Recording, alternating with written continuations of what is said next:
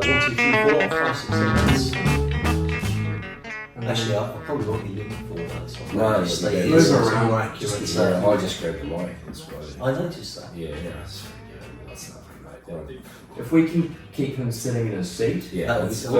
Although you kind of bob up and down. Oh, mate, he's Well, fucking I've pathetic. analysed He's your- he's ADHD. Well, I kept getting friends and family saying, "Stop touching your face, David." So I took the beard off yeah. Well, you kept like you. because Yeah. it was itchy. I Yeah. never had a beard before. Yeah, I know. And I just kept getting too many women chasing me. That's fuck. In your dreams. Yeah, I did. Please. Chasing you to get to me, mate. So I think we clap, don't we? And when you're ready, I'm ready. you ready? I'm ready to go. Okay. So, welcome back to the Brink, ladies and gentlemen, and it's an enormous pleasure for me to, well, for us, for Matthew and I, to introduce David Seal. We're coming to you live, not live, we're coming to you from Monaco. Yeah. Well, it is live. The It's winter live, wonderland that is Monaco. We've got an exciting episode for you today. So, I'll give you a bit of a lead in. So David's story, I'd say it's nothing short of extraordinary, really. So it's a journey been filled with twists and turns that defy expectation. Born and raised in Wolverhampton, UK, it was love that took David to Italy, where he began his career selling door-to-door before finding his way into boat building.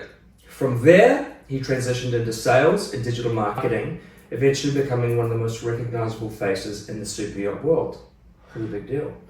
Often referred to as the most famous yacht broker in the world, and even dubbed the Jeremy Clarkson of Superyachts. No shit. Yep. Oh, so we're sitting in like yachting royalty. Yeah, this is greatness. Wow. David's built the largest, or one of the largest YouTube channels dedicated to this exclusive and glamorous industry. But before we get into that side of things, what I think, and Matthew doesn't know about this side of the interview, because I wanted to capture his reaction. What makes David's story truly unforgettable is a chapter filled with dramatic twists and turns, unrelated to super yachting. Raised in the structured world of the Jehovah's Witness Church. Oh, shivers. He grew up surrounded by its unique beliefs before making the bold, life-changing decision to walk away.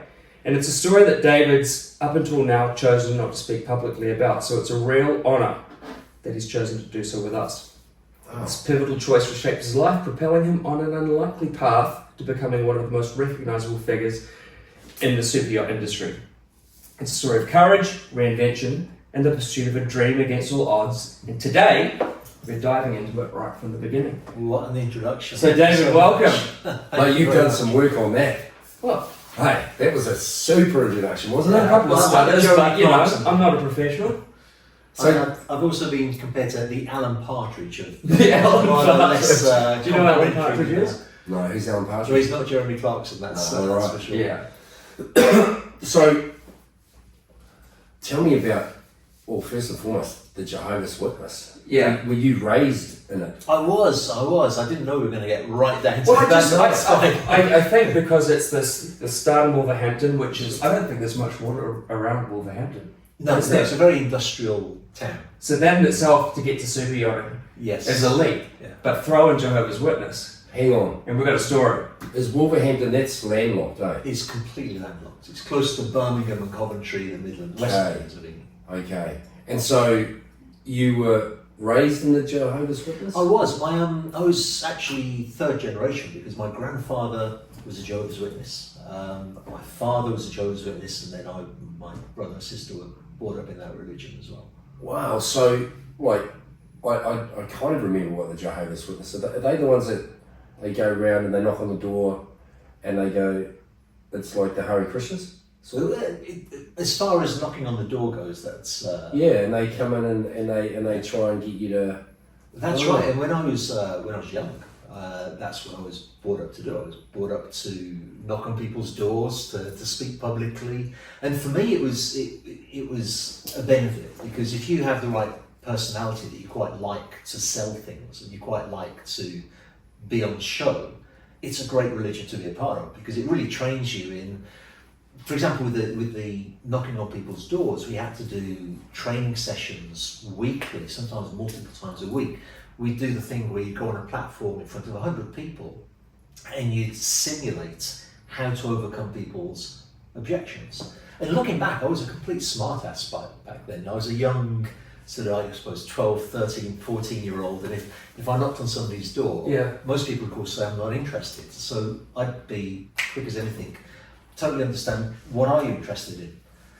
I look back now, that is such a cheesy line, and it's such a smart-ass thing for a 12-year-old to say to an adult you've just knocked their door. Yeah. But that's what we were trained to do. We were trained to have an answer to just about any opposition that we had. And so your mum and dad taught you to do that? How to do that? It's very, very structured. There's and actually, for me, it's something that I actually appreciate from that chapter of my life, because they have a public speaking school, which was called the Theocratic Ministry School, and you'd have assignments to speak publicly to the congregation, which could be 100 people, 200 people. I once spoke to thousands of people when I was still in my teens.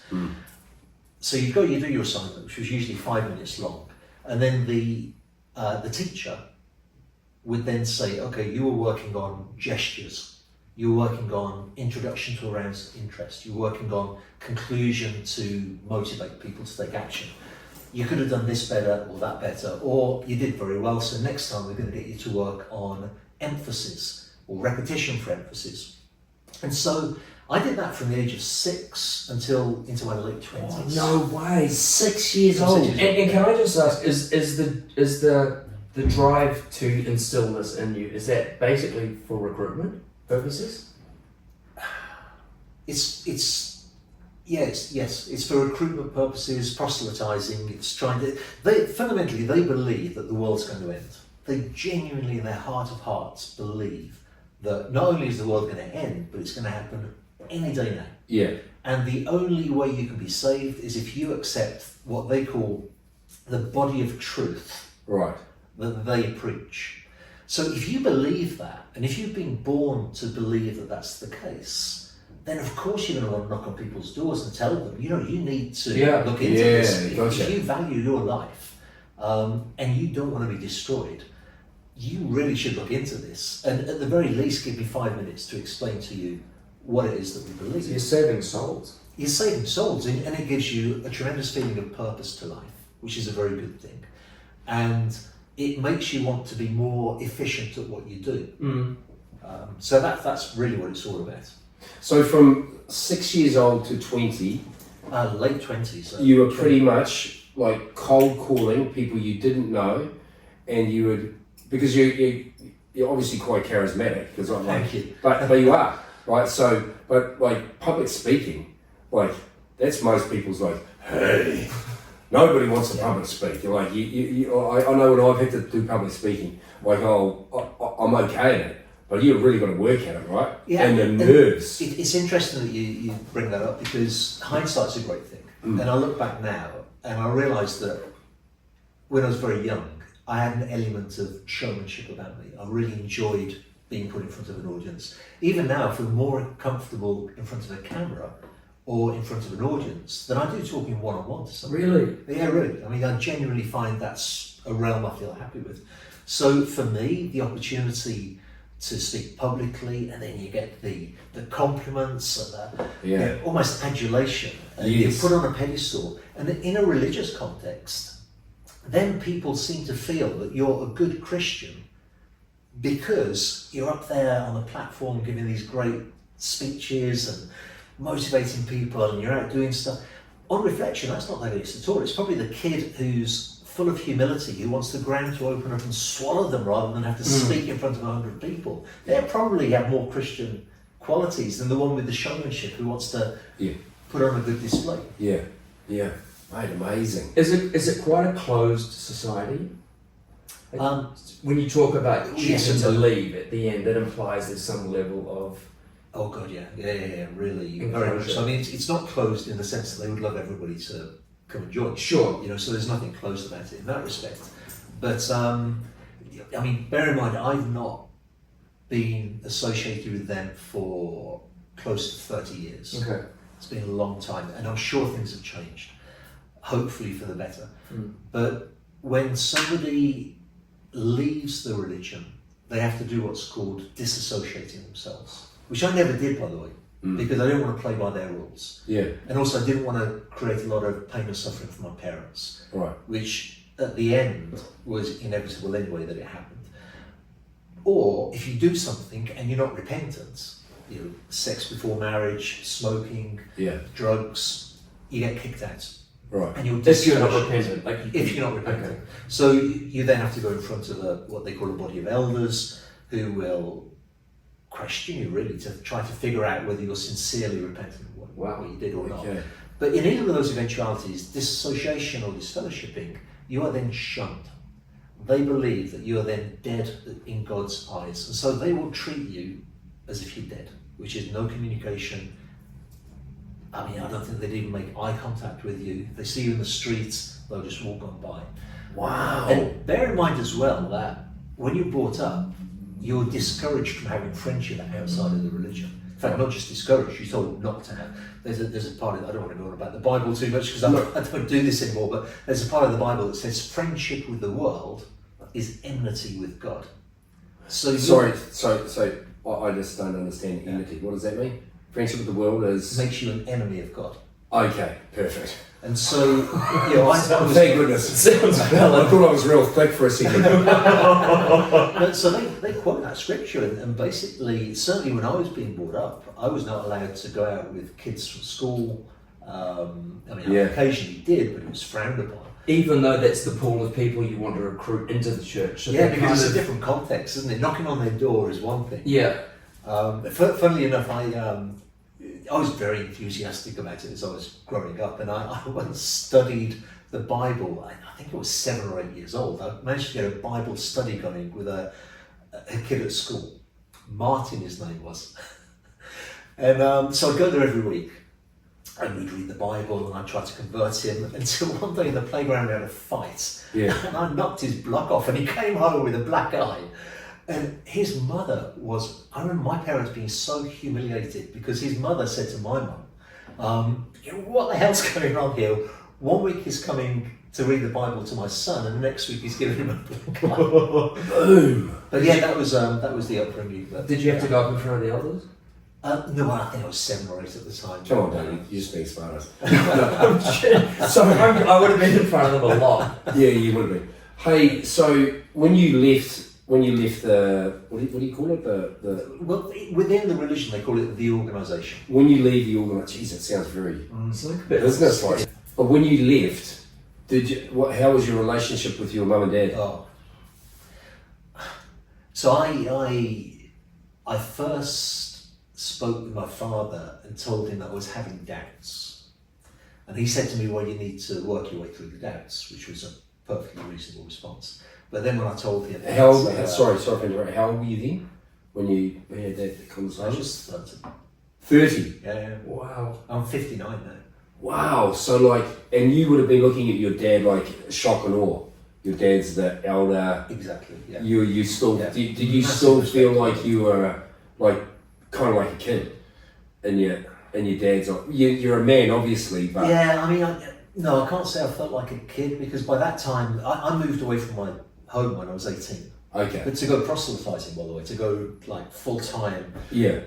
And so by the time I was 30, I felt like I was a lone man. I felt like I just got married as well. But I knew it was going to be a very awkward, very painful conversation. We both cried actually. It was one of the very few times that I saw my father cry. Yeah. And so when I told him that I'd worked my way through the doubts and now I had no doubt at all, it was wrong and I didn't want to be a part of it. Yeah.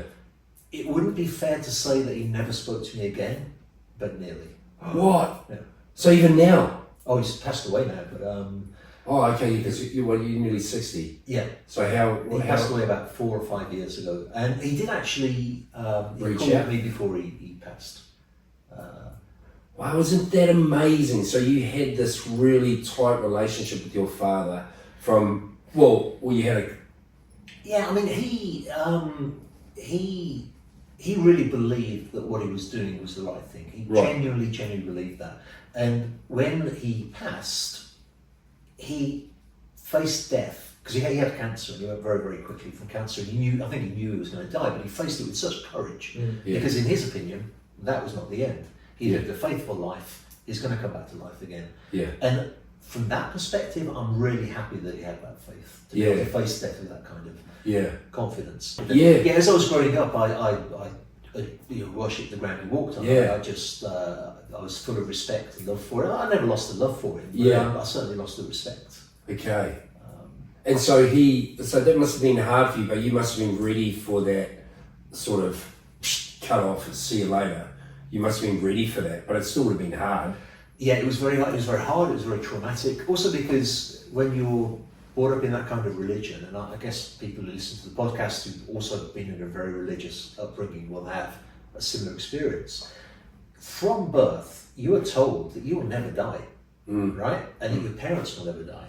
And not only that, everybody who you've ever loved who's died is going to come back to life. You're all going to be reunited in a paradise on the earth. You're going to live forever.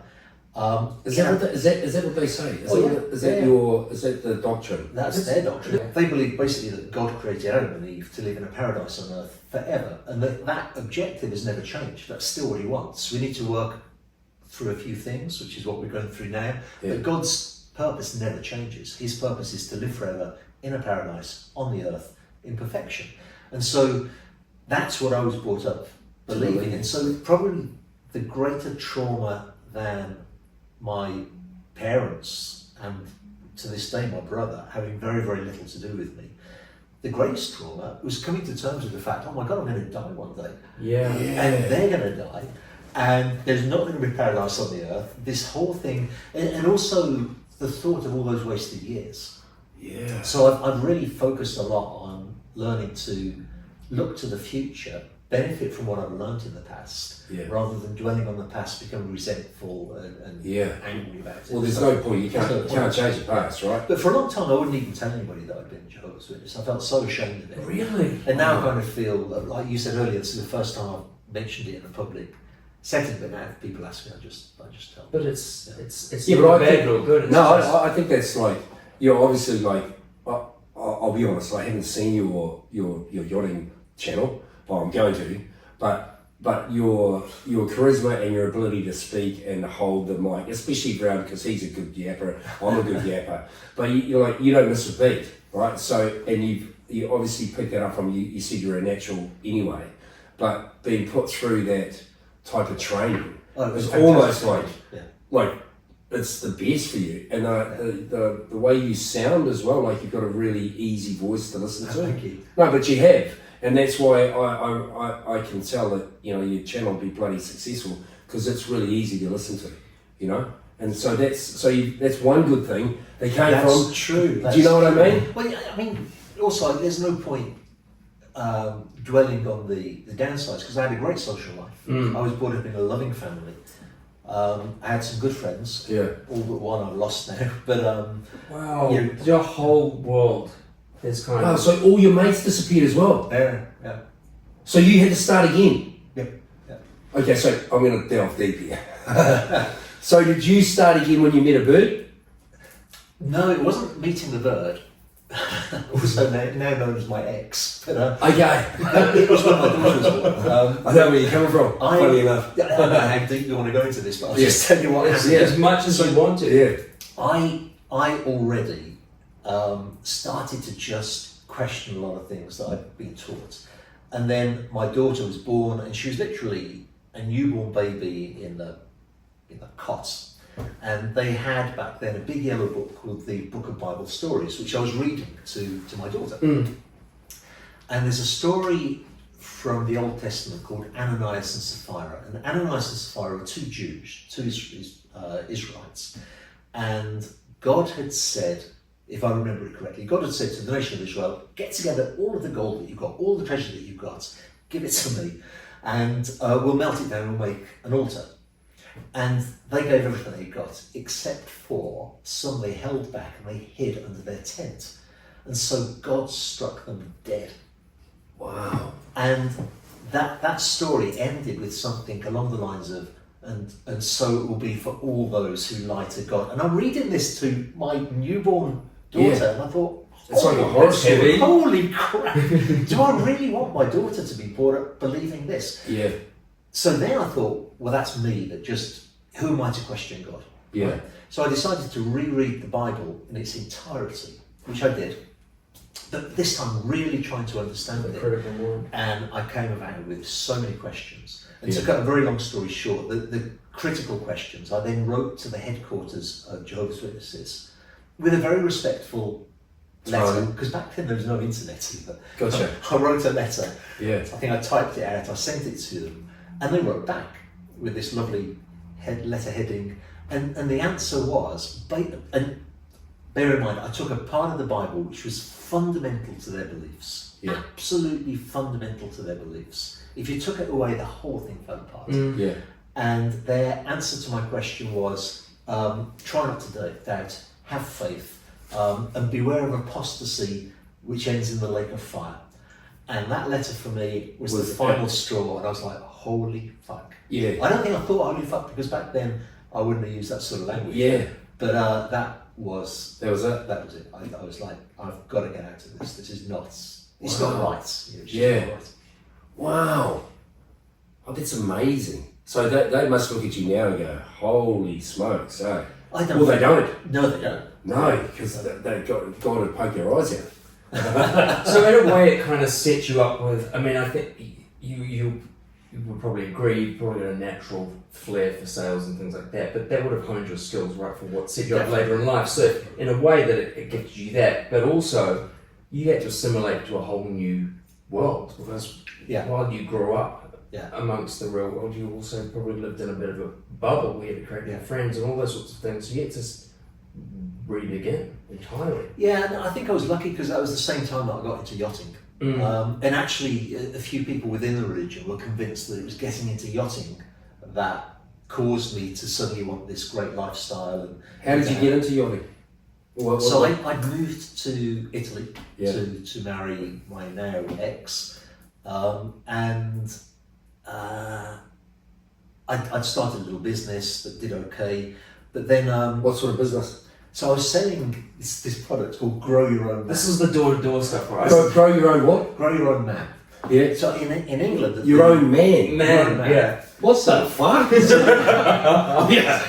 So there was the Ideal Home exhibition in Birmingham in the UK, and I saw this product, and it was basically, if you imagine a woman's stocking filled with sawdust to make like a little head, Yeah. and you put a nose on it and two little eyes, and they put grass seed in the top. Yeah. You'd stick it underwater, then you put it in a flower pot, and the grass grew like hair. So you could give it a little Mohican, you could put sunglasses on it. And it was the So it's just a full-on piss It was- take. So, Just no. like- yeah, but it's a pit. It's you grow your own man. It's a piss take. Well, the name was a piss. Yeah. Grow Your Own Man, because actually all that you were growing. There's only one way to You're grow just your own growing man. here and a little Yeah. like exactly. So back then, I can't believe what I got away with. I went to the producer of them and I persuaded him to give me 1,000 on sale or return. Yeah. I don't think I told him I was going to Italy. I had a little Vauxhall Opel Corsa, tiny little Did you car. speak Italian? No.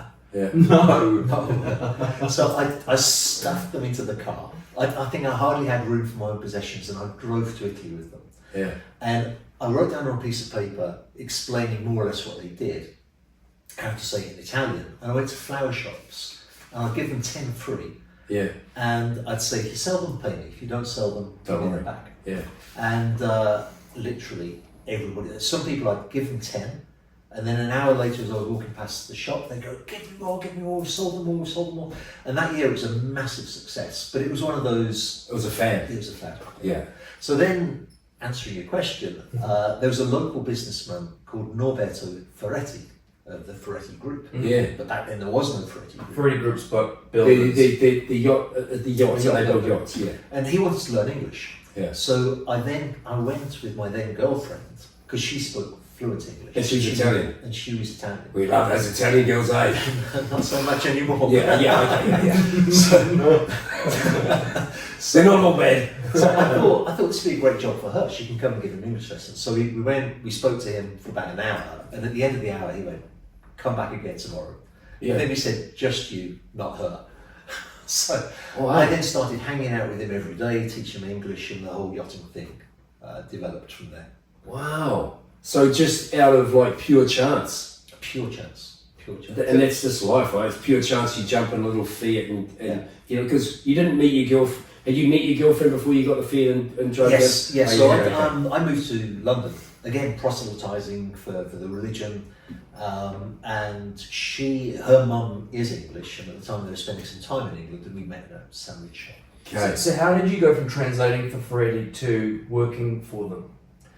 So one day, Norberto Ferretti showed me what they call Il Manuale di Bordo, which is basically the instruction manual for a boat. Yeah. In English, and I read it and I burst out laughing, and because it was so badly translated, it was diabolical. He got quite offended, and said to me, "What's wrong?" And I said, "Well, the translation is terrible." He said, "Do you think you could do better?" I said, "Yeah." He's the best. He goes, "Do you know how to use a computer?" And I said, "Yeah, I've never touched a computer in my life." Yeah. I was thinking, I like the way this conversation's going. Next time though, he's given me an office next door to his office. You remember the iMac when it came out, those brightly coloured Macs? I got one of them brand new, and I had to learn to type and learn to use a computer, and I started translating their instruction manuals. No way. For all their boats? Almost all. Yeah. But back then they didn't have such a big range. So when was this? Was it in the 90s? Should have been 95, 96. Yeah, so computers had only just sort of come out. Yeah, that's right. It was only It was just starting to go. That's right. Yeah. Wow. And then because he's huge, eh? He is now. He's really, really well known. Like I'm not a boat person, but like his company is, and he's the Enzo Ferrari of yachting. I mean, he's the man. Well, it's perfect that you're the Jeremy Clarkson of yachts. So, but hang on. So what? So, are you still mates? No, actually, as the company got bigger, it became That was the one question we weren't supposed to ask. What? I didn't fucking know that. What? Fuck. You should have told me we're a sensitised fucking program now. No, as the company got bigger, it got very, very big. It became a group of companies, including Riva, Bertram, Apre Amari, CRM, Pershing, massive group of yacht builders. At the time, at one time, it was the biggest in the world, and he became very distant. Yeah. Then the company dive bombed. He had to sell at a very, very low rate considering what it was once worth. Yeah. And he's really changed now. He's a lot more amenable. He contacted me, I think it was last year, asked me to meet up. He gave me a hug. It was really... Isn't it amazing, eh? Like when you watch people ascend, right? And the money changes them. Not all. Not all, but for a lot of people, you see them go up and away they go. And it's not until they start coming back down that they become nicer all of a sudden. Yeah, and you're absolutely right. And I try to also consider that he was building one hell of a big company. Yeah. And I was, I'm sure, hardly on his radar. Yeah, no, I get you. But in saying that, he connected with you on a personal level. You went from translating, teaching him English to then doing his manuals, and then I think from memory you went to, I don't know, managing builds or overseeing builds or project management. Is that right? Actually, yes and no. But I'm surprised you know that because what happened was the company was getting bigger and bigger and bigger. I was spending more and more time with captains and crew, who I found to be the best source of information. They were such nice people, so generous with their time and their knowledge, and also I got to know as well, very well, the American representatives of Ferretti, who were great people. Really enjoyed my time with them. Then one day I was told that the company was so big they were going to have somebody else do the instruction manuals, who do instruction manuals for cruise lines, and these were the people to do it. I was like, So I think I wrote a letter. I think I wrote a note to leave on Norberto Ferretti's desk saying, hey, it'd be a shame for me to lose all of this knowledge that I've got. Yeah. There must be another role for me in your organisation. He just bought a shipyard called CRM, right, which did the larger yachts, the sort of high end of their group. And he asked me to be a project manager, which on reflection was a crazy thing for him to ask. I had no idea. Yeah, because you're only translating you were translating basically, so you were learning on the job, right? But you weren't an engineer or a yacht designer or anything like that, right? That's right. And now that I do know project managers and the knowledge they have, I was in no way in a position to be a project manager. But I went down to Ancona, which is where the yachts are built, and I met the CEO, an incredibly charismatic guy called Lamberto Taccoli. Yeah. He's the Gordon Ramsay of yachting. And he was CEO of He has the CRM. same he has the same temperament. So they have Riva, or had, or have. They still have it, although LVMH are looking at buying it, from what I hear. But what's interesting about what's the guy's name? Your boss, or you used to Lamberto. So that you basically taught him English. No, that was Ferretti. Yeah, Norberto Ferretti. Yeah, that guy. You taught him English. Yeah. So see, if somebody taught me French, right, I'd be like forever grateful for that guy for the rest of my life because they've taught you a language. Do you know what I mean? It's a useful thing. It's a really, really useful thing, and like to learn a language off somebody, you have to be quite intimate. You know, you become tight. Yeah. Right, you're spending pretty much every day together. You become friends, rah. So that to me says like it's kind of like a bit of a, not that I don't know the man, so I'm not going to judge him, but like for me it would seem really strange that he just sort of like as things got bigger and bigger and bigger, he just forgot about the boat that taught him English. Because mate, I wouldn't say he forgot. But you know what I mean. He was distant. You know what I mean? Like it's like that would be it'd be like me and you. Not that you teach me French. You fucking loser. Jesus Christ. But you know, like that's sort of that would for me like that's a big thing. You know, to spend some the amount of time that you have to spend in order to get somebody proficient at another language. Yeah. You spend a lot of time. Yeah. So because I can feel that you were a little bit. Am I right to say a bit hurt that he got distant? No, irked. Irked, yeah. Than hurt. Yeah. Irked by it. Yeah, but that says more. You know, now with the distance of time, I look back and I totally understand. I really do, and I'm sure I've done the same thing to other people. I'm absolutely sure. Probably, and I think we all have. But we were just talking about that over lunch before we met up with you, and we're all capable of being a bit of a bastard. Yeah, sharp and a bit hard. Yeah, I get told off for my sharp tongue. So really. Oh, so very rarely. Yeah, like I lost my shit. We are digressing, but like I've actually been real cool. No one will be surprised to hear this. Anyway, I'm sorry.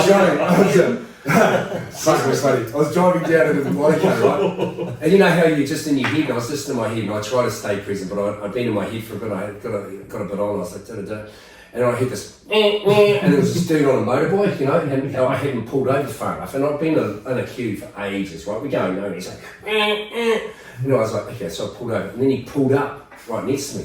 The face. And I went to him, I handed out the window, I was like, what the fuck do you want? And he was like, I said, get the fuck out of here. And I went back down, and my son was in the front case, and he did. My son was in the front seat, he was just watching his thing. I was driving around for a couple of minutes. I looked over and he looked at me and I said, I could have handled that a bit better. Anyway, yeah, you could have done this. Okay. But you know, that's just as you do. But anyway, so fascinating. But then what made you, like all of a sudden just go, pivot and do, start your YouTube? Well, there's broking, there's a whole, you got broking next. Yeah, I'll go quickly to broking. No, don't go quickly. Yeah, it's fairly easy to get to because when I met the CEO of the new shipyard, CRN Lamberto, he spoke to me and immediately could see that I would not be a project manager. Yeah. So he said to me, you should be in the sales department. Okay. So I joined the sales team, which was then put me in contact with yacht brokers and yacht dealers. Right. I saw the money they were making. Yeah. And my eyes just, dollar signs. Just a question about money. Did that feel alien or wrong to you at any point? Because presumably, I don't know anything about Jehovah's Witnesses. Money must, it's about giving it to God or whatever. Like, it's probably not something to be admired or sought after, right? No, I mean, certainly when I was a Jehovah's Witness, the teaching was that you should make enough to live on comfortably so that you can worship God. Okay. And a dim view was taken of people who were pursuing wealth. Yeah. And so, I found that uncomfortable, but also because I'd been brought up that way. By the time I started to take work seriously, I was in my 30s. Now that may have happened to me anyway. Yeah. Right? I'm not blaming the religion for that. I may have been that way anyway. Certainly kids focus your attention on making money. Yeah. And I thought, wow, I've got some lost ground to catch up now. Yeah. And that took a long time to start catching up on lost ground. Yeah, and overcoming that sense of guilt that it was okay to make money. Like the hard work justifies a reward, right? Yeah, that's right. That's right. And especially with kids, you've got to give them financial security. Which, to be honest, I haven't always. I can now, but it was a long time before I could really feel like I was giving them some sort of security financially. Yeah. So they offered you, from memory, they offered you a role informally as CEO of Ferretti in the US. Is that right? No, No, you were doing sales though. You were doing sales for CRE. So I was doing sales. It's the sales and marketing departments, but in Right. truth, you seldom really did any sales. It was more about supporting the brokers and supporting the dealers who were actually doing the selling. However, I did sell directly a few yachts. Right. And the way that most shipyards, certainly most Italian shipyards work, you don't get paid a commission for that. It's just that's why they pay you a wage. They pay you a wage to do that. Right. And there's no bonus, no nothing. That's a month. No matter how big the boat, like, so how much was like the boats that you sold? I don't think there was anything there cheaper than 6 million. It was between Euro. 6 and So 6 to 20 so million. 11 million bucks. And you That's Kiwi. Yeah, but you sold that's Kiwi, but you sold those boats and your boss went, good on you, pal, and you went, sweet. Did you get a cake? You didn't get a kickback. Nothing. He didn't even give you like he didn't take you out for dinner, nothing. Nothing. Wow. So you saw writing on the wall. Well, yeah, what happened then was I was spending a lot of time in the United States because they didn't have good they had representation, it just wasn't going anywhere. And so I was sent over every month for 2 years to Fort Lauderdale, which was great for my marriage, as you can imagine. Yeah. And I believe that I was able to really make a difference there, and things picked up.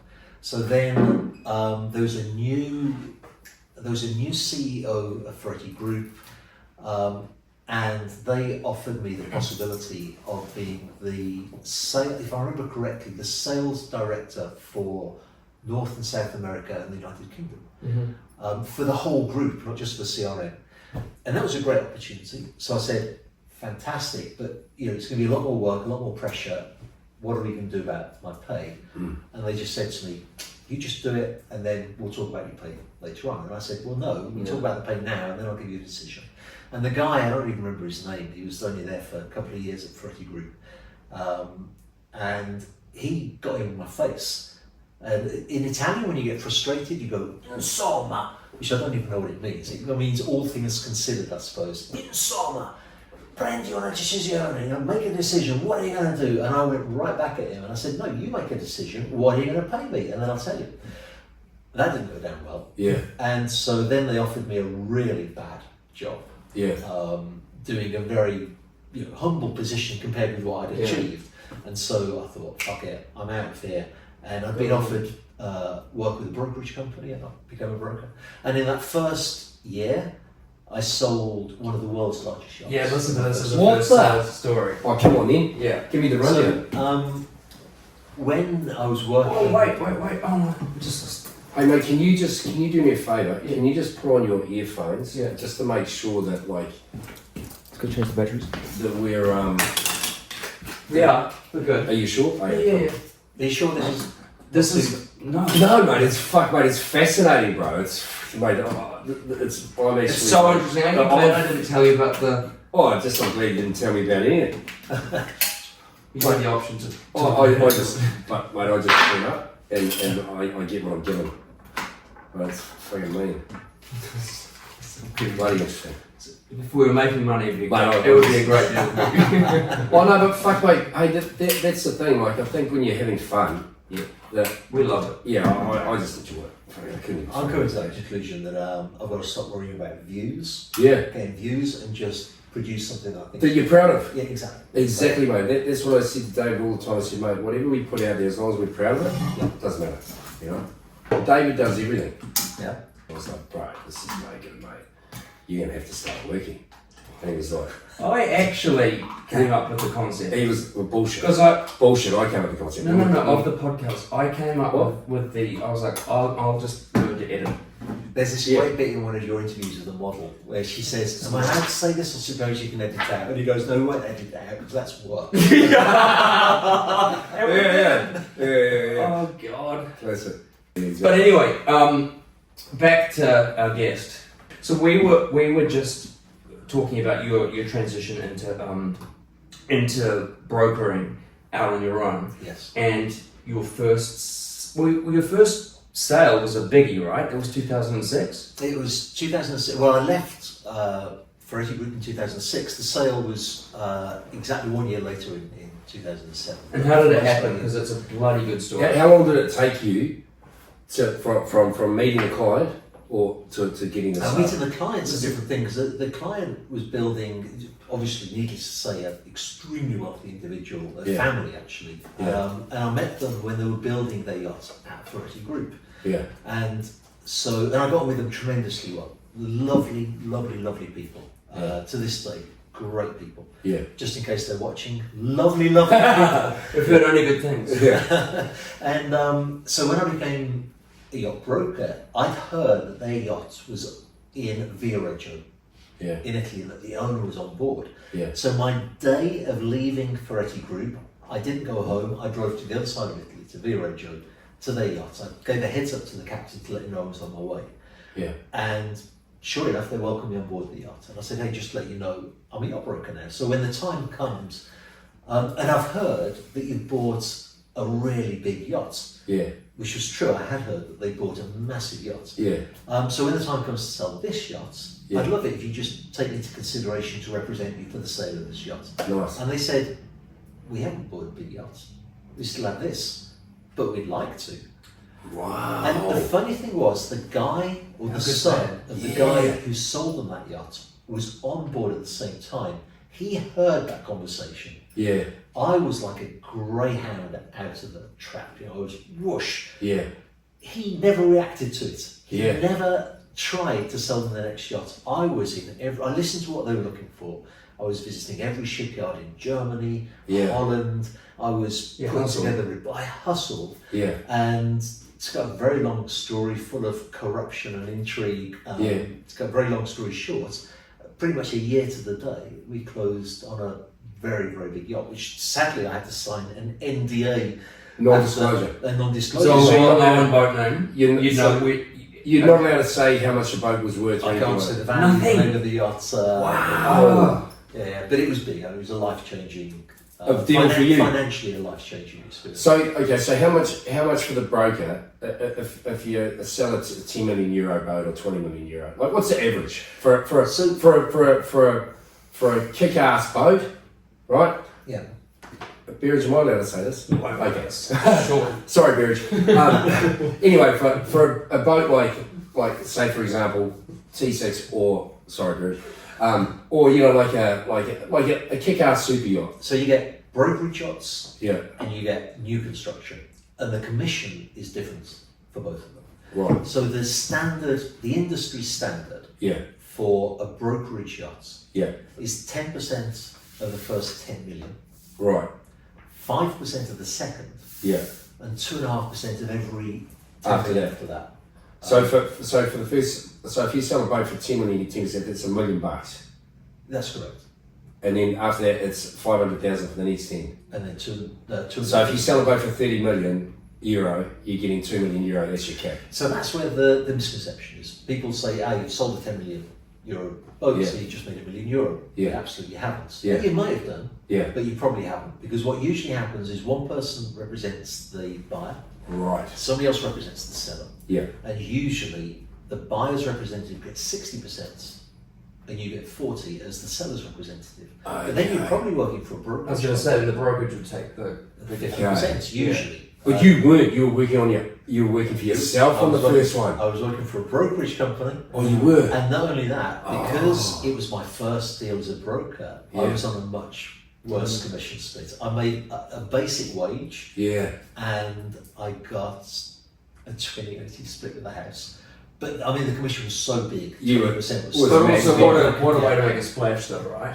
Yeah, You know? and there was, and it did make a splash because we were a tiny little brokerage. Most people had never heard of. Where So, was the break in Italy or? No, it was an English guy who I'd met because he was the financier of the Ferretti dealer in the south of France. Yeah. But literally just a financier. Yeah. But he also used to buy yachts, 100-foot yachts, Yeah. prepay for them 2 years ahead of time. Yeah. So by the time that he was ready to take delivery, the price had gone up. Right. He pretty much cornered the market in certain yachts, and he was making a lot of money out of it. Yeah. And so I got to know him because he was buying yachts from us. Yeah. He was also a great guy. He's actually probably the only client I've ever had who's gone on to become a really good friend to this day.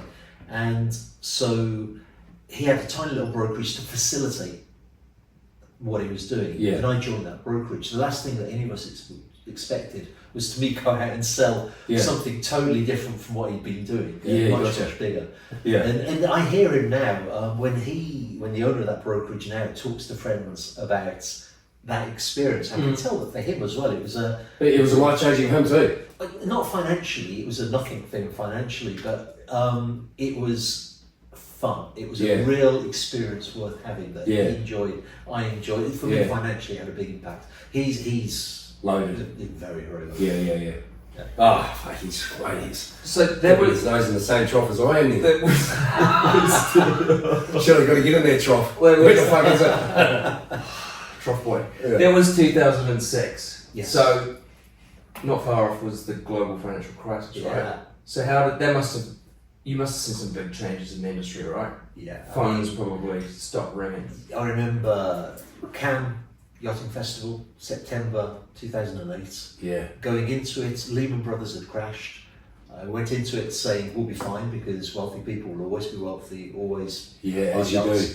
And we came out of it going, oh my God, what has just happened? Yeah. Shipyards were looking like they were going into bankruptcy. Yeah. There was stock boats being built everywhere with people pulling out their funds from buying the yachts. What's a stock boat? It's when shipyards like Ferretti, Azimuth, San Lorenzo would just build with no clients because they knew they'd sell them. But now they didn't know, and they were left with a huge amount of stock and stock. Stock boats. Yeah. And I mean, for me, I was ill prepared professionally. I mean, looking back, that can be a great time for brokers. Actually, they can really sell a lot. I didn't have the talent, and I didn't have the know-how to take advantage of the situation. I'd got money in the bank from the sale of the large yachts, but by 2011, 2012, I was really in difficulty. Because you're not pulling any deals, you go through that cash very quickly. You go through the cash very, very quickly. Yeah. And that was a very traumatic period. Yeah, because you feel like, I guess it's like when you sell your business, right? Or you sell a house or whatever, you sell your business, you work all your life, you sell your business, but then the cash flow stops. Yeah. Right? You get a cash injection, but the cash flow stops. So if you don't make that money work for you somewhere else, and you go, oh, you know what, I'll just take a holiday for a year. Yeah. Like in a year, you're like, shit, I've just blown 300 grand. Yeah. And mate, like, that's 300 grand on, like, it just goes. It's not like you've gone out and bought a car. Yeah. You're just paying for your family, doing your normal shit, and then you're like, oh, that 5 million is now 4.5, and it's only been a year, right? And then you go, oh, don't worry, year 2, it's gone down to 4. You're like, ooh, right? Yeah. So it's funny, like, what's that old saying? Is cash flow's king. Absolutely right. You just, and I guess especially if you're a boat buyer, right? If you were saying before, if you win the lotto, right, and you win 10 million bucks, the dumbest thing you could do is go out and buy a boat, right?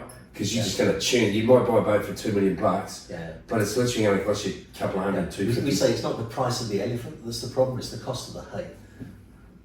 Mate, that's why we don't have boats. Like, far out. Like, not that I can afford a boat, but it's amazing just the level of wealth. Yeah. Well, and that's the thing with yacht brokerage. There's no cash flow. Yeah. By that time, as soon as I sold the large yacht, I said, right, I don't want a 20-80 split anymore. I want a 50-50 split. Forget paying me a wage. Yeah. 50-50 split. You bet yourself. And then 2008 happened. So I went to work for a much larger, a well-known brokerage company, Camper & Nicholson's. Where's that? Are they based everywhere? Actually, I was based in the Monaco office. I had a fantastic office. I couldn't believe it. And I was working in the next office to a guy called Alex Lees-Buckley, who is one of the all-time most successful yacht brokers. And he taught me, I don't think he knows he taught me a lot, but just listening to him, I learned so much about the business. Can I just say, because you feel like you're a natural salesman, right? Because you're a natural talker, right? But so when you went into broking, you felt like you were like a fish out of water.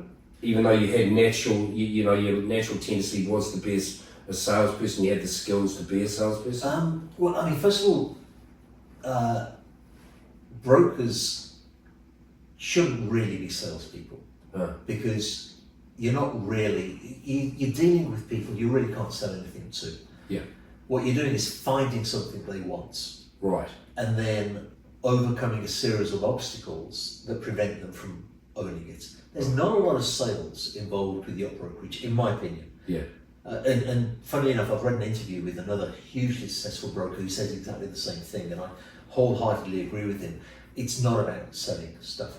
I didn't feel a fish out of water for that, but from being a window cleaner in Wolverhampton and also brought up in the religion that I was brought up in, to suddenly having an office in Monaco, set in the world of Superyachts with the glamorous parties. I had a recurring dream, and it's only recent years that I don't have it anymore. It's a famous dream of walking through the streets naked. Have you ever heard of that dream? Yeah, I've had it many times. Really? Yes, one of my favourite dreams. It's impossible. I've never had But I have had that dream. Have you not? I've never had a dream of walking through the streets naked. It's impossible. Mate, I'm naked all the time, which is weird. So it's like, Jesus And that's Christ. because you don't dream about it, you're living it. Oh, exactly. I'm living the dream. but no, for years I had that dream, and I just put it down to imposter syndrome. That I felt I was really somewhere I shouldn't be, and I didn't know how I'd got there. And so from that perspective, I felt a little uncomfortable. Yeah. So going from you, Cape Nicholson, you then went to Northrop Johnson, Yes. right? And it was them who saw, well, you were wanting to get into like video marketing, is that right? Yeah. So what was I mean, since we go into stuff quite deep in this podcast, I'll be quite open with you. I found that I was just about keeping my head above water. Yeah. I'd make a lot of money on a yacht sale, and then it just go. I'd get overdrawn, and then sell another yacht, and it was very traumatic. And I was very depressed for quite a long period of time, and it was horrible. Yeah. It was really, really a horrible time, because depression doesn't just rob you of your happiness; it robs you of the energy to do something. Yeah. To get yourself out of it. Well, you're always living in the future about, what could or couldn't be, right? It's a recipe for anxiety. Well, you're trying to get a start. Yeah. And that was your. That must have been. And so you've got a young family, yeah. Yeah, young family. You're still married. Still married. You're not earning a wage. Yeah. And you're just on commission. Just on commission. So that. And living on the east coast of Italy. Yeah. So every time I wanted to go to the office in Monaco, it was a 6 to 7 hour drive. My car was starting to get old. It was a very, very, very tough time. Yeah. And the now CEO of Northrop Johnson was a dear friend as well, a guy called Daniel Ziriakis. So hang on, just is this a broking company? This is it's a competitor to. Okay, so they're one of the two biggest broking companies. And Daniel had been the marketing director in Camper Nicholson's. We got on tremendously well, and he threw me a lifeline, and he said, "Why don't you come regularly to the Antibes office at Northrop Johnson?" Yeah. They just fired the managing director. They said, "We just need somebody to come and make sure everything's functioning properly." Yeah. And so that gave me a lifeline where I could sort of consider where I was going. And I thought, you know what, every time I produce a video of a yacht, we get a lot of inquiries. Yeah. The only successful thing I feel like I'm doing in my life right now is my YouTube channel. Right. I was producing vlogs on a fairly regular basis. And I was talking to Daniel about this, and he said, "Look, why don't you just do this for the company? Why don't we make you like the rainmaker of the company who is bringing in inquiries? We'll license your YouTube channel from you for 5 years, but you can't do brokerage anymore, right? Because the other brokers won't want to see your mug on their boats promoting it. If you could also then sell it, and therefore they've got to give you some of the commission." Gotcha. So we did a really unusual deal in the sense it had never been done in the industry before, and it's never been done since. And it was an absolute turning point. Money started to come in from the licensing agreements. It was around about that time that sadly my wife and I decided to separate. But at least I'd got the financial means to sort of move on with my life. And, Gotcha. And from there on, the business has gone just So amazing. you were the first really to do this sort of thing, sales or it sells videos through YouTube. You saw that niche in the market. Yeah, and it's still the biggest yacht brokerage YouTube channel in the world by far. I can't say the biggest yachting YouTube channel because there's lots of others out there. So for people watching and listening, your videos, what does a typical video look like? What are you doing? So it's most of the and the website is yachtsforsale.com, isn't it? Or the YouTube blog. Yachts for Sale blog is the on YouTube. On YouTube. Yes, you got to watch them then. So you jump on a boat, you just video the boat, you talk about the boat, you see the owners, Yeah. So for example, on Sunday, I have to fly to Istanbul. Yeah. And on Monday, I'll be setting foot on board a yacht, which is a 34 metre, almost brand new Explorer style yacht built by a shipyard called AES. Yeah. And that's as much as I know about it. Right. But I'll get on board, we'll go out to sea, the guys with the drone will put the drone up and we'll get some running footage. Yeah. Probably an hour, hour and a half. Yeah. Then we'll drop anchor and then we'll get more drone footage of the yacht at anchor, which will give me 3 to 4 hours to get familiar with the yacht. Yeah. And to write a storyboard. Right. And then I try to make it as dynamic and entertaining as So possible. you're the host. Yeah, I'm the yeah, host. yeah. I'm the host, not just showing you through the yacht, but telling you why you should be interested in buying it. Yeah. What makes that a desirable yacht? So these guys, who are they called? What are they called? EMS? AES. AES. So they've contacted you. No, they built the yacht. Okay. And then the owner of the yacht has decided he wants to sell it. And he's contacted you and said. And he's contacted Northrop and Johnson to sell it. Right. And the broker who's representing it said, we've got to have one of your videos for this yacht. Okay, and that's where you get your licensing stuff, and that's where you get all That's this. right. Okay, amazing. So clients wanting to sell their yachts will pay. They pay for you to go all over the world. Like you were in Antigua. The brokerage does. The brokerage does, but Yeah. it's coming. Is it the brokerage that pays for the marketing, not the owner? It's the brokerage that pays for the market. And that kind of And you take sets that them back aside. information at the end. Yeah, because there's not really a hard and fast rule, but a lot of brokerage companies will ask the owner of the yacht to pay for the photo shoot and the video shoot. In New Zealand, in real estate, that's standard practice. Yeah, that's what Is we it do. really? Yeah, 100%. So when you sell your house, it's changing a little bit now. Is it? I think it's changing a bit. I'm not sure, but I think it's changing a bit now. But yeah, like when you sell your house, you have to put up a marketing fee as well. Really? So yeah, and it'll be tailored like how much you want to spend. You want to spend 40 grand. You want to spend 20 grand. You want So for example, like it's what it's. Here in Monaco, it's all included. Yeah, but it's a tough thing to do because normally when people are selling their houses, they've got to sell them for a reason, right? Yeah. And they don't normally have 30 or 40 grand in the kick, right? Yeah. So then you pay that 30 or 40 or 10 or 20 or whatever it is, depending on your budget, and then it goes to auction and doesn't sell. You're like, oh fuck, I'll just spend 20 grand. Yeah. Do you know what I mean? Because you're hoping to get back 2 million or 1.5 Yeah, or whatever. but if you don't, and it sort of puts it's kind of a weird way we do it, really. Yeah, it should be the broker that pays for that.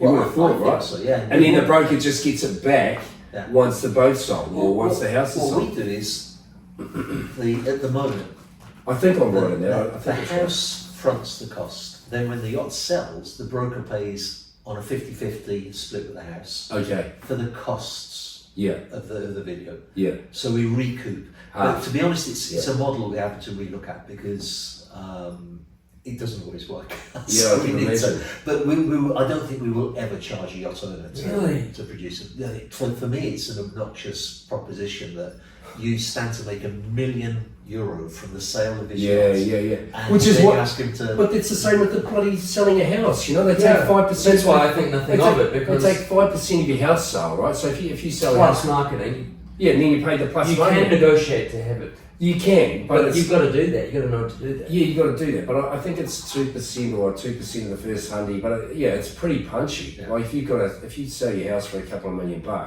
you're probably paying 80, 90, $100,000 in fees. You know? And then the advertising on top of that. But then I can kind of get that because if they're just making 2%, but yacht brokers it's 10%. Yeah, I get you. And the prices are seldom as low as 2 million or 3 million. I know. Usually, Isn't it? way up there. It's a rubber ducky. Like it's just mind blowing. The numbers are mind blowing. They really are. And like I was just saying before, you go up and down this coast and you see like all the marinas and stuff, and these massive boats in there. Like I'm staying in a little shit box next to this marina. It's like a little studio. Like you can't even swing a fucking cat. And I look out and I see these boats. I'm like, oh and I've been there for a couple of months. And this flipping thing, these boats haven't moved. They have not fucking moved, right? It's not summer. Yeah, but what the hell? Like, they're just sitting there, all this money just bobbing up and down. The tide comes and the boat goes up, the tide comes out, and all I can see is this money just going, gee, like, hey. But what is it about, like, the super yacht world that, you know, that people, whether they approve of it or not, what fascinates people, like Below Deck, like you're seeing shows like that, the reality shows that are made out of it, like there's an appetite for it, and people can look on and discuss. Have you seen Below Deck? Yeah, but I don't look on it. But some people it's fascinating. Some people look on it as fascinating or aspirational, for example. Yes. But what is it? Because what's the essence of it? Is it the excess? Is it the larger than life living? Is it the costs? There's a good story that helped me to understand. And the reason that my YouTube channel is called Yachts for Sale, the blog, is before YouTube, people were bloggers, don't they? They'd write a blog, and I wish I'd have kept it, I created a blog called Yachts for Sale blog. Yeah. And the first ever blog that I wrote was called Sex on a Yacht. What? Sex on a Yacht. And for some reason it got tens of the elders say. They'd be shocked. And the reason I called it that was because it's asking the question, this blog was asking the question, why do wealthy people buy yachts? Yeah. You know, they've spent their whole life doing things that make money, and then all of a sudden they buy something that just loses money. Exactly. Why? And there was a guy, an Israeli client that we had, fantastic guy, very charismatic, super rich, and I got to know him very well because he was building the yacht over a period of years, and I'd take him out for lunch, we'd get to know each other, and he used to say to me, David, I am rich, I am not stupid. Because he'd say to me, right, I've decided I don't want the fridge there, I want a cabin up there. So I go, offer, that's going to cost you, we price it up, 35,000. Oh, you can't ask me 25,000. But we negotiate for like days sometime. Yeah. So one evening, I got to know him well enough, and over dinner, I said to him, I don't understand this. You always say, I'm rich, I'm not stupid, and you negotiate everything, but why buy a yacht? Yeah. Right. David, you do not understand. I sleep on a yacht, and I sleep so much better. I eat on a yacht, and the food tastes so much better. And then he goes, David, sex on a yacht. And he just left it at that. Too funny. Which is why I called the blog Sex on a Yacht, because I thought it came that story. But he's actually right. I don't know if you spent much time on yachts at all, but yeah, eat on a yacht, and it's it takes your senses to a whole new dimension. Yeah. And time, I've only ever once, I was a guest with my then wife and my newborn daughter on a yacht for a week. And I saw my wife completely regenerate her health, her mental health, her physical health. I have never enjoyed myself so much. It takes relaxation to a whole new level. And I think the thing is, and something else that I mentioned in that blog, is that the guy that I sold the massive yacht to, he's a man who now has over 70,000 employees. Yeah. And his family said to me, that they own all the property they could possibly want. I mean, his current net worth is, I think, close to 20 billion. Yeah. We're going to figure out where this is. Everything that they could possibly want. They said the only time we ever see him relax is on the yacht. They said the first week, not so much. Second week, a little bit less. Third week, he's totally relaxed. And so I think that one of the things with yacht ownership for the super rich is that's the only way they can regenerate their batteries to go back and do whatever it is they're doing that makes them money. Yeah. That's fascinating, because it must be something, right? Because they're not stupid, right? And so I always go, why wouldn't you just rent one, and still to this day, why wouldn't you just rent one? But I guess when it's yours, and if you've got the money, who cares? When when you're at that level, I just say, hey, I want my own boat, right? Yeah. And I guess it's up for for people like us, the paupers, or we stick in a little bit each. Hey, let's go away for 10 days. Your honours. Yeah. No bullshit, mate. We can get on our fucking little dinghy down there, zip around with a little outboard motor, hey. Yeah, it's my C2, mate. A lot of people who charter yachts could easily afford to buy any yacht that they want in the world, but their mindset is, why do that when... Yeah, but it's like the same thing with a holiday. You know, like you buy a holiday home, and I always go, fuck, like it's cool. Like, I'm fortunate enough to go down and a holiday in a place called Lake Rotowedi in New Zealand. It's amazing. But like every time you go there, it's the same experience, the same holiday place, right? Yeah, but less on a boat, you can wake up on a different destination. Yeah, but that's what I'm saying. But even still, like you want to jump on a new boat the next time you go on a holiday, you know, or you want to take your boat, you want to maybe go on a boat in the Caribbean. I mean, I know you can motor your boat to that if you've got that sort of wealth and stuff, but just to have different experiences. Living up here, you come across, you may not have a boat, but you come across a lot of people who do. And while many seem to enjoy them, a lot of them seem to complain because even if they've got management companies, there's always like problems with the crew. Some of these boats have like 50 crew on them. And then they've got replacement crews, they've got chase boats, they've got, you know, they get involved in accidents, and then there's lawsuits. There's so many headaches involved. Even if you're the owner, you might be as rich as you want, but shelling out money is just as painful. You know, and I think that there is an element of like, God, why wouldn't you charter a boat rather than, you know, not a problem. What's the most, like, what do you, like that boat, like just out of, is it Corey, the guy that, Bezos. Like, how much did that cost? 300 million? Was it 3, 4, 500? I mean, the thing is that it's all speculation how much it costs, right? Because when they sign, I mean, first of all, I'm not aware that Bezos has ever come out and admitted to owning that yacht, or Oceanco, the builders, have ever said that he's the client, because everybody's widely accepted that he is the owner. But he's been said on board a few times. Yeah. But then, you know, newspapers will speculate. They'll talk to some yacht broker or some surveyor and say, how much do you reckon? They go, oh, it's going to be 300. Nobody knows. But, you know, I would suspect that yacht was probably more than 300. I reckon too. What, euros? Yeah. Like, isn't it like, but it's amazing, and then they get into, it's like almost like a cock-off, eh? You know, like, it's like, who's got the biggest, who's got the most beautiful, who's got it, like, you know, like, I mean, like, it's just amazing, especially living here, to like just, you know, because we're just little minnows, right? But just to see the level and the boats, and it is like, if you've got a personality that you're an envious person or whatever, you don't want to live up here, right? Like, but for me, like, it's just been mind-blowing, just the level of the amount of money in France, in the south, and like, just like, I'm living in Mondeleu at the moment, and every 10 minutes, there's, you know, the airport up there, it's a private airport, right? And the fucking jets. Like these private jets, and I'm sitting out on the deck trying to meditate. Shut the fuck up, mate! Take your plane and piss off! I'm meditating down here. My little studio. Swimming his cat. But it is like, honestly, man, it's just unbelievable. But I look at it and I smile and I go, wow, like, it's just another world, right? And cool. But you know what the great leveler is? I love this. Is they all die as well, mate. They come in on their own without the loot, and they go out with bugger all, right? And we've all got the same problems, right? These just a little bit bigger than ours, right? So it's a level playing field in the end, eh? And I just look at it with like, big ups, guys. You know, well done. You know, that's it. Dealing with those people, they're like the ultra wealthy.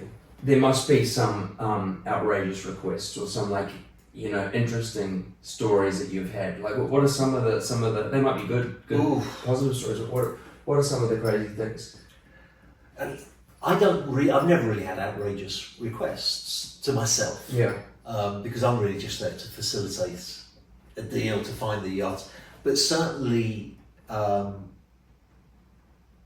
when the Russian market existed, there was some really absurd things that would happen, and I don't know why it's come to mind, but the one that does come to mind, I've sold 100-foot yachts that was pretty much brand new a few years ago, and it was a very wealthy Russian oligarch, and he was selling it because he was buying something bigger.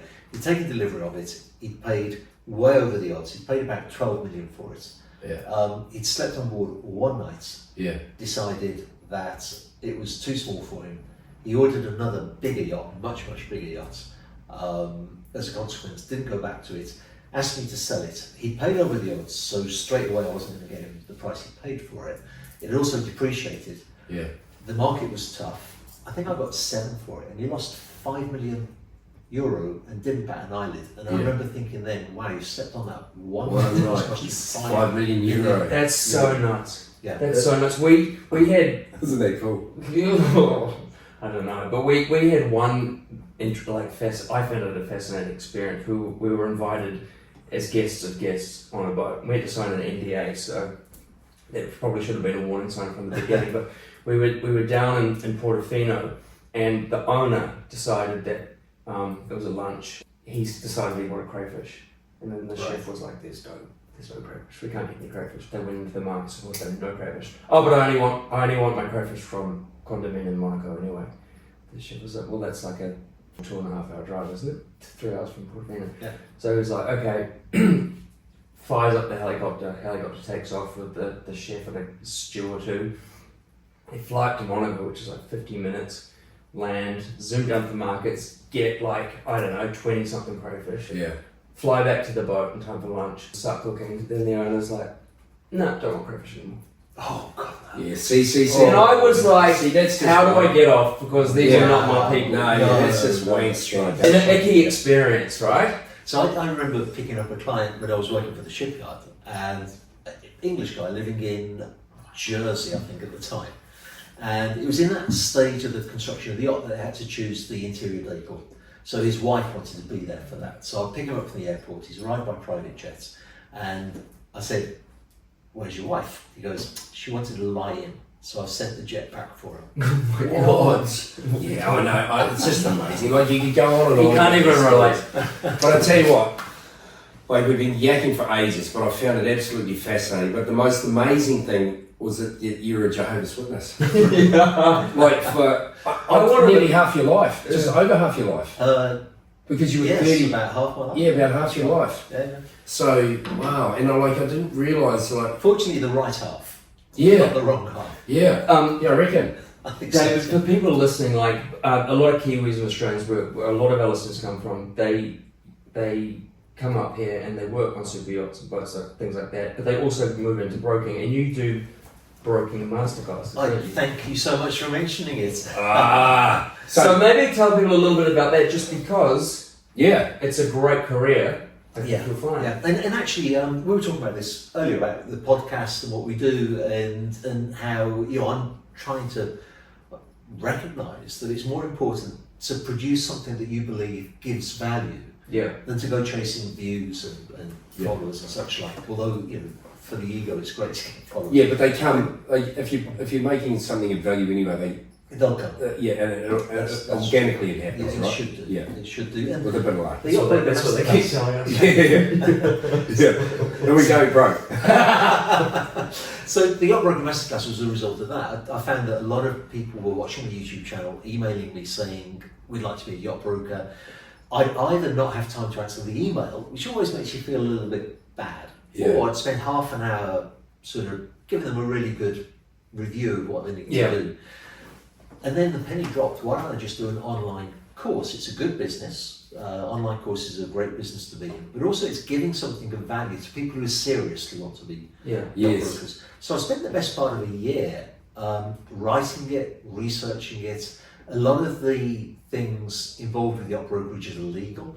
So I got the endorsement of 3 different big marine law companies who reviewed the content. The Monaco Yacht Club also got involved with it. And then last year, I released the online course, Yacht Broker Masterclass, which explains to people all of the contracts that you need to know, the concept. You were discussing earlier about really it's not being a salesman, it's more about facilitating. Then we go into that in quite some detail, the lessons that I've learned from my mistakes, the lessons I've learned from observing other people's mistakes. So somebody listening, maybe their child's looking for a career path, or maybe they themselves, they can jump on your website, which is yachtbrokermasterclass.com, and sign up for a module or a course or a semester. How long is the course? So it's a 9-module course. Yeah. People don't have to sign up for it immediately because it's not cheap. It's $4,500. Yeah. So we also don't say that. Yeah. Yeah, but that's euros or US Dollars. dollars. Yeah, I'm about to swap it over to euros because actually most of the students come from Europe. I expected them. But to mate, that's not. That's, Well, it's- how long's the course? How long's the course? It's 9 modules, but you get lifetime access to it. Mate, that's So pretty cheap. So you can come back and get retrained or get. You can go back as many times as you want. We have a closed WhatsApp group for the students as well. Yeah. So if they want to ask each other questions, Yeah. me questions, share experiences. But it leads to a career. You can make some great. Mate, exactly. But Bro. if somebody's It's cautious cheaper than about going to university. yeah, oh god, yeah, Mate, you know. But if somebody's cautious about spending that much, there's a free newsletter that goes out every week, and then I do free webinars, which this year I want to be able to do at least every 3 months, a free webinar, so people can then listen to the webinars. There's a lot of free content as well. Yeah. I did a whole YouTube series called Breaking Into Brokerage, so people can listen to that, because it's one thing to know the skill set that you need to be a yacht broker. It's another thing getting into the industry. Yeah, getting in there and actually getting Yeah, so I'm really quite proud of that series of videos that I did about how to even get in the industry in the first place. Yeah. And that's for free. Because it's it's quite a closed shop, right? Way too And close, it's who you know, pretty Yes. much, eh? Yeah. It's all about, and I guess even when you get in there, then you've got to find the clients, right? Exactly right. So then how do you do that? You know, it's not Well, like you got to be outstanding, basically. yeah, but like As well, but once you get there, even then you've got to be good. Like, yeah, but like anything. you've got to find, like, even just like, how do you go and find a client? You know, like, Well, you do what he did. You you go get in your car and you drive to. yeah, but you'd met those people before through your so there's job, different you know, routes, like, and yeah, it's not surprising that a lot of yacht captains end up being yacht brokers because in their career they've met a lot All of the yacht people. owners, not just the owner of their yacht, but also their owner's friends and, Yeah. and such like. My route was a little bit different, but that will soon wear out. You have to be prepared at some point to dock walk. Yeah. And I've done a lot of dock walking. Yeah. With colleagues who just walk the dock, yeah, talk to captains, yeah. network, socialise. You've got to grind and you've got to hustle. Yeah, it's like you've really got to, it's a crass word, but you've got to lick ass. Hey, Yeah. you've really got to get down and dirty and like start licking people's feet, right? And- Hey, how you going, mate? You're a real prepper. Good to see you again. This sounds like it'd be a job that's right relevant. What? I'd be no on. good at being a broker. But in any service industry, there's an element of that. Yeah, Yeah, there totally. really is. Oh no, I've been there, done that. You also need to draw the line. I've fired clients because I've considered them to be total assholes, and Yeah. I don't want to work with them. Yeah, And I've just told them, I've never said to them, you're a total asshole, but Yeah. I've let them know that I'm not prepared to work under this Yeah. situation they've put me in. yeah. Fair. So David, if you could say the secret to your success, what advice would you give to anyone up and coming? So I think, and you're like this, I think I work in the same way that I used to play football, which is basically no talent whatsoever, but a lot of determination. When I played football, I wasn't particularly good, but I ran as fast as I could. Yeah. I went in for every tackle. I Yeah. took a shot whenever I could, Yeah, and I did okay. Yeah. And, I think now it's not fair to say that I have no business acumen because I've learned a hell of a lot over the last Yeah. few years. But I came into it with no business ability or inclination at all. yeah, But I've just worked really hard. There's been an element of luck, and Yeah. you've got to recognise when an opportunity presents you in the face. Yeah. You've got to grab hold of it and not let it go. And I think it's Yeah. as simple as that, really. but that's like everything, it's timing, timing, a little bit of luck, Yes. and in the end, it's hard work, right? I'm going to join the Jehovah's Witness. What do they think about the gays? Probably don't like us, do they? They have somewhat of an issue. And actually, funnily enough, I was approached by two. It's always got to bring the gays in, don't you? So I was Like, approached. we don't say, what do they think about the fucking heterosexuals? Well, we didn't steal the rainbow. You did, you fucking please. I had two old ladies stop me in the street in San Remo a few years ago, and they were Jehovah's Witnesses, so they were trying to give me their magazine, and I said, I can't take it. And they said, why not? And I said, because I'm a homosexual. I only said it to see their reaction, and the disdain Oh, Yeah. on their face, Yeah. and the look of disgust on their Yeah. face as they walked away, Yeah. it just confirmed that I'd made the right decision. Oh, Yeah. good on you. I know, it happens to me a lot. It's so good. I've really enjoyed that. Me too. Thank you so much. Thank you guys for listening. See you soon. That was good. That was. Oh, mate, it's good. It was really, really interesting. It's long. It's long.